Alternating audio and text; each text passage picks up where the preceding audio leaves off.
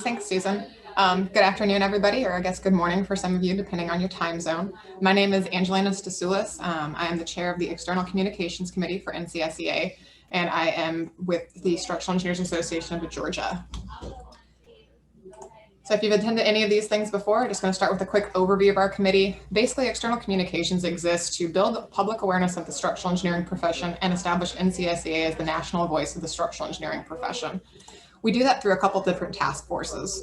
We have a social media group, collaboration between other organizations in the AEC industry, a general public outreach to general public people that may or may not know about us, recognition between all of our SEA member organizations, and another task force about students and educators. If you're interested more in students and educators, our chair of that group, Alex Campbell, is on this call, and he's also going to be leading his own session tomorrow. You can check the schedule for what that time zone is locally.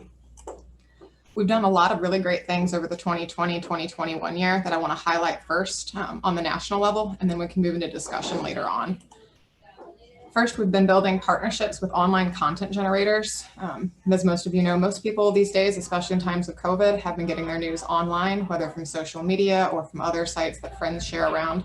We're trying to get more structural engineers involved in getting their messages out there. So we've tapped into a couple existing podcasts, YouTubers, and tried to present structural engineering guests that can speak to their audiences that already exist. Another effort that we've done in conjunction with some of our SEAs is to work on a video initiative. Videos and short TikTok virals, YouTube, that's really where people are going to get a lot of information. And we're looking at what's been out there, why do we like it, what would we want to use about it, what do we want to change, and really trying to establish a guideline document for what are the messages we want to share, what are the audiences we can target to eventually get something up that we can share around on YouTube and send to the general masses. Collaboration with other organizations has been a big item for us this year. We've been looking at other structural engineering groups that some of us are members of both organizations, many organizations, but we share a lot of the same desire to send similar messaging. So this year we've been working with CASE, NSBE, and SEI in particular, amongst others. The next big thing we've done this year is begun a partnership with a group called MOLA Structural Model.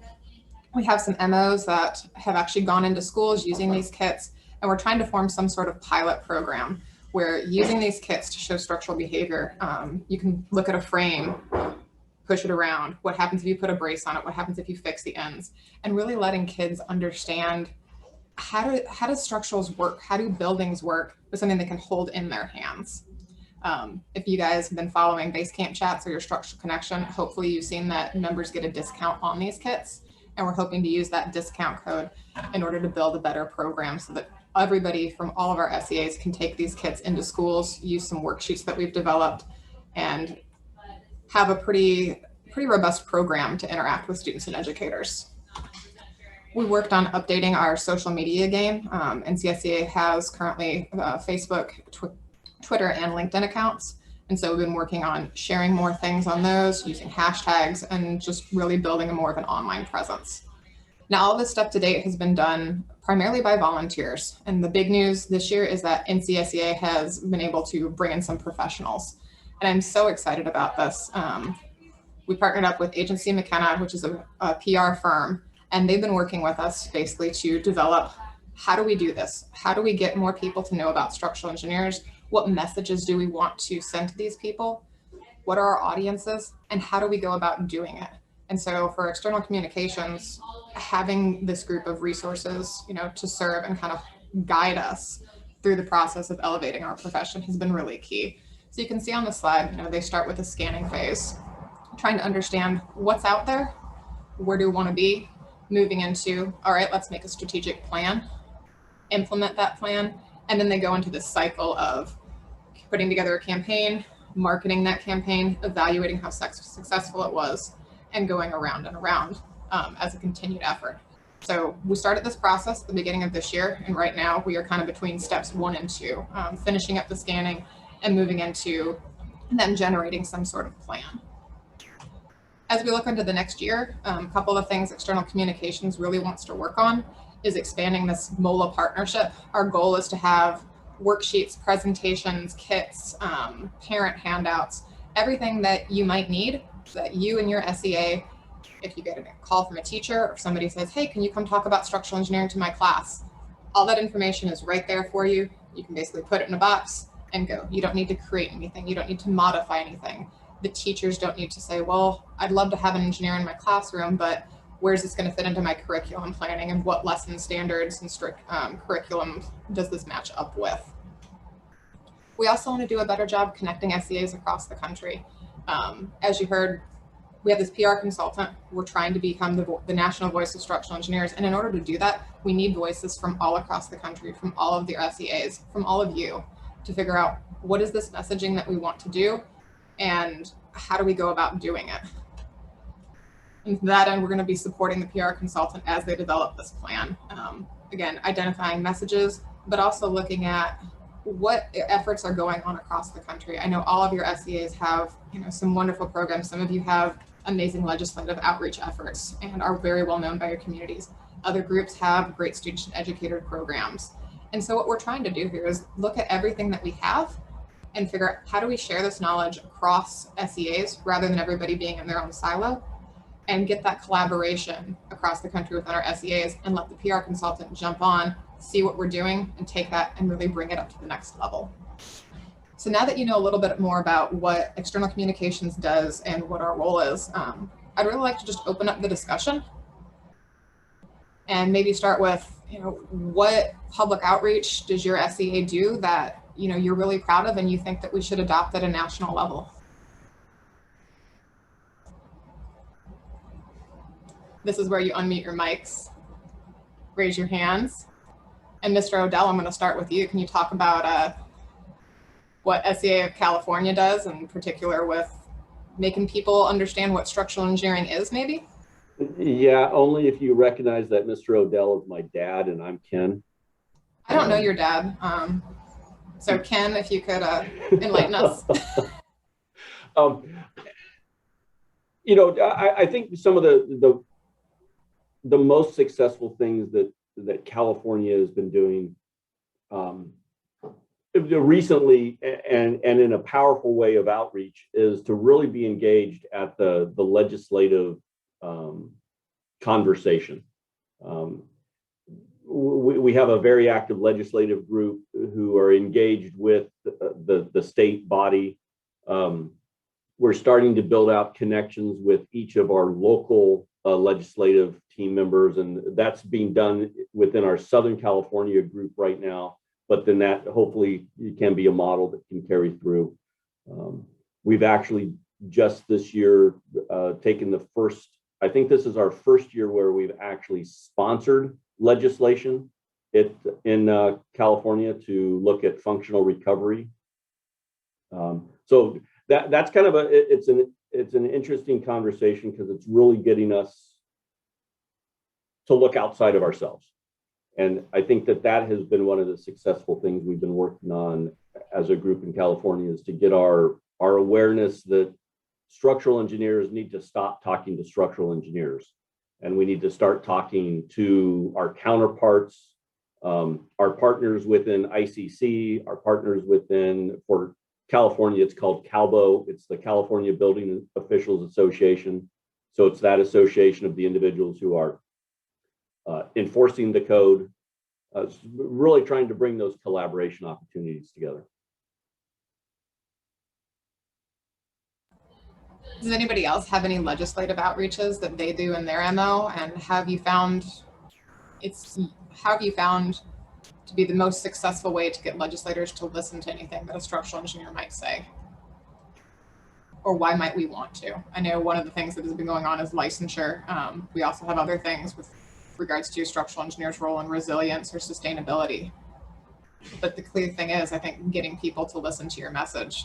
Maybe in California, it might be a little easier since you have the high seismic risk and people are generally aware that structural engineers are the reason buildings don't fall down. Here in Georgia, even though we do experience hurricanes, there's still a general perception that the contractor just makes things stand up. I don't know if anybody else has had that in their group and different messages you might have used or ways to get legislators to be a little bit more aware of our role in society.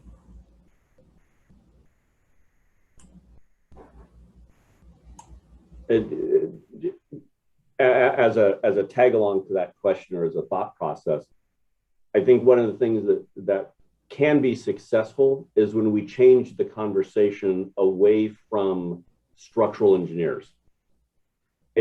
But before we can have the conversation of why it's important to have structural engineering licensure, we have to get the conversation to recognize who structural engineers are. And the legislation that we're working on and the conversations we're having isn't necessarily to promote the structural engineer's footprint. It's to promote the need that society or the communities have, with the expectation that structural engineers can fill the need. So it's shifting the conversational focus away from structural engineering to community need. Yeah, similar to how in any negotiation, you really want to focus on what is the other side's goal and how do you help them reach that goal. Right. And how do you help a legislator? You help the legislator serve a need that the constituent has. Mm-hmm.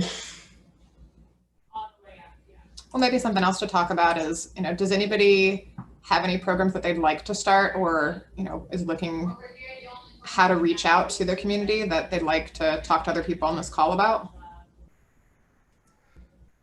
Angela, I like to pipe in here. Bob Durkee was Structural Engineers of New Hampshire, and I would like to talk about one of our outreach programs that we do with students that I would certainly like to see go national. SCNH has 5 meetings a year, and it's usually dinner meetings, face-to-face meetings with our members. And we designate 1 meeting a year. It's the March meeting to meet with students in a civil engineering program. That's very easy in New Hampshire because we only have one university that has a civil engineering program, and that's University of New Hampshire. So we have 1 meeting on campus at UNH. We invite all the students in the civil engineering program to attend this meeting. It's free for them to attend. It's also free for any students to join SCNH as a full member or a student member. And at this meeting on campus, we allow or promote that the students, and it's usually the seniors, present their senior project that they're doing in the structural engineering discipline. And then we also have some presentations by some of the members on some recent projects, either a bridge project or a building project that was very unique or successful. This meeting is specifically scheduled to outreach and make contact with potential structural engineers in the civil engineering program. It allows the students to see what structural engineers do, and it also allows members to recruit their next hiree. So it puts the student and the employer together. And we've been doing this outreach meeting with University of New Hampshire, I think for 15 years now, been very successful. And we'd certainly like to suggest that other MOs develop some similar outreach program with their universities in their states. Great comment, Bob. Thanks for sharing about that.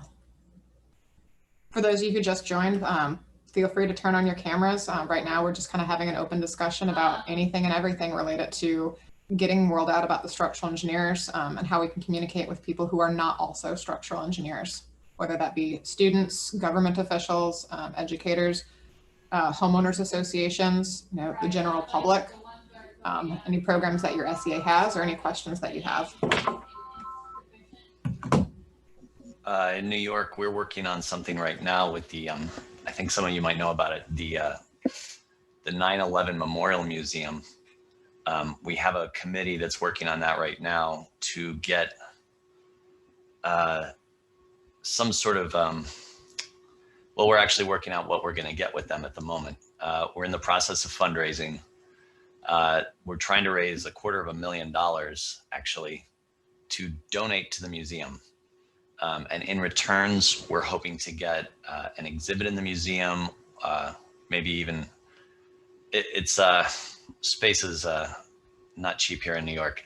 They're offering us a temporary exhibit and a really nice coordination with the museum. And we're pushing for maybe a plaque or something a little more permanent. But that's currently ongoing. And obviously that would be a nice external communication about what we actually do and what we did during the recovery after 9/11. So I'll keep you updated on NCSEA as that goes along.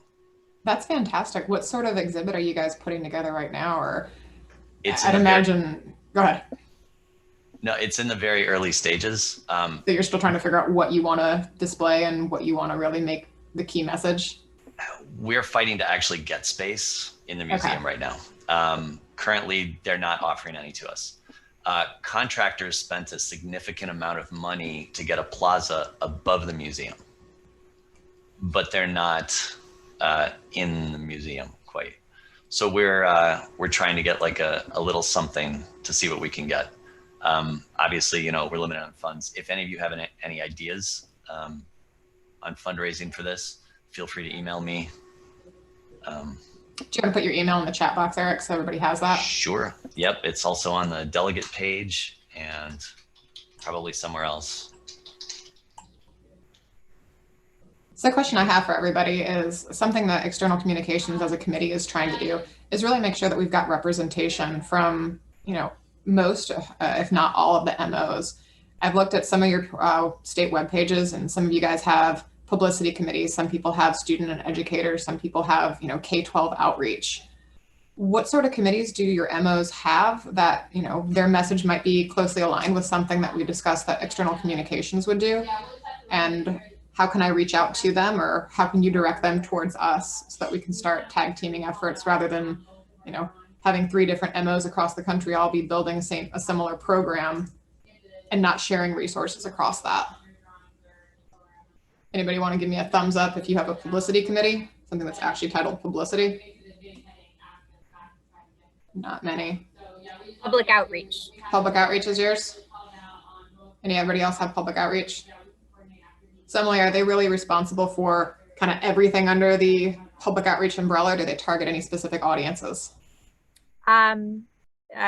Traditionally, they rebuilding together, that type of activity has been really centering for them, although they're also the group that has grabbed a hold of the MOLA model initiative and is advancing that within SEONC. Are you able to talk any more about the SEONC MOLA outreach? I know that you have some involvement in that, but I think that would be cool for everybody to hear, since Todd's giving his presentation to SECOM right now. Todd is another one of our MO leaders. He's in the Kansas, Missouri group, but is currently giving something to his MO on their MOLA outreach initiative that's been involved with K-12 educators. Yeah, I can. And also I'll put a shameless plug in.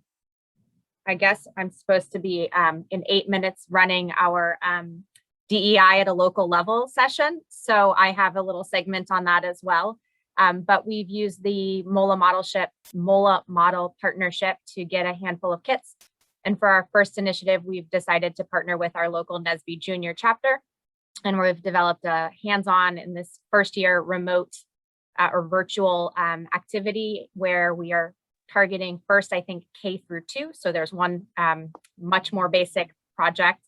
And then there's a slightly older 6 through 8 type of activity. So there's 2 separate programs, and our public outreach committee has developed little PowerPoint slides where they've picked local building structures that are very iconic, and then kind of talks about, hey, you see these bracing, and now we're going to build a brace. And here you see a bridge with this trussing, and now we're going to build a truss. And so they've tried to integrate it with a local component of what the students hopefully have seen and are familiar with. That's fantastic. I know we've been working with some of your MO's members as well as SEONI and SECOM And basically on our external communications group, we've kind of started sharing resources, presentations that groups have made, flyers, parent letters, anything to really just make the load a little bit lighter in terms of getting some of these programs off the ground. And one of the initiatives that we're looking at doing in this coming year is getting all those groups together for some regular calls and hopefully building this shared resource, culminating at the end of this year with a webinar that we can give to all member organizations and talk about how we got here, what you can do, and point everybody to a nice little place on the NCSEA member login portal where they can download this information for themselves, make any changes that you need to make. But we'd really like to see this become, a national effort.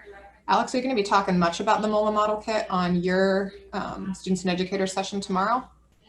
Yes, I do plan on talking a little bit more and giving some background on CCOM and what CEOC is doing and CONI is doing as well.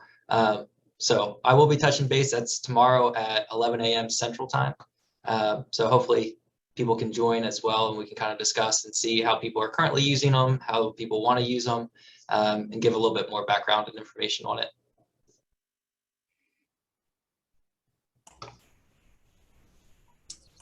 Great, thanks, Alex. Anybody else have any general questions or comments? What's the general sentiment here on NCSEA hiring a PR consultant? How do you guys feel about that? Think it's a step in the right direction? Do you think it's unnecessary? You can use little Zoom thumbs up, thumbs down reactions. Hopefully after a year of this, everybody's proficient in this. Okay, we've got a couple thumbs up. We got a couple real thumbs up. I personally think it's a great idea. I think our lack of communication with the outside world and our lack of presenting exactly what we do and how we protect the public is a huge disservice to our profession. So I'm all for it.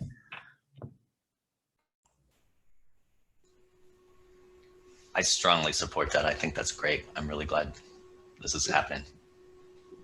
One of the things. Go ahead, Ken.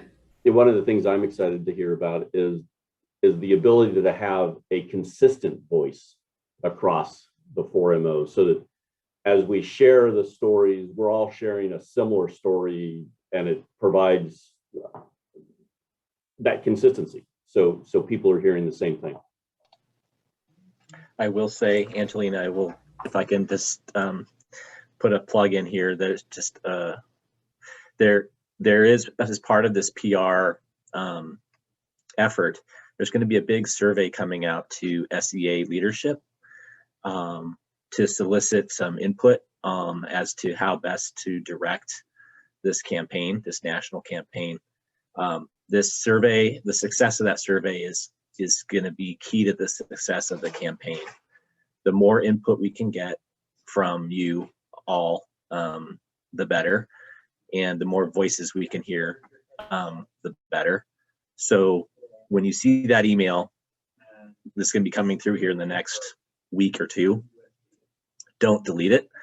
I encourage you to open it. When you get the invitation to the survey, open it immediately and do the survey. Don't put it off and forget about it. But it's super important. This is a big investment NCSEA is making into the future of structural engineering, and we want to give you all of you SEA leaders as much ability to influence how that money is spent and where it goes as we possibly can. So the survey is real. It's really important, and we can't encourage you enough to participate. Take the 10-15 minutes it'll take to get through it.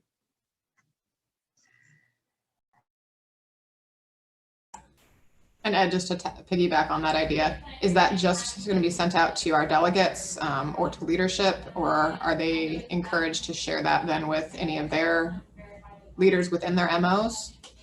I believe it's going out to approximately 300 people. So it's more than just delegates. It's probably, I haven't seen the final roster yet, but it's going to be board members of SEAs. It's going to be executive directors of SEAs and delegates.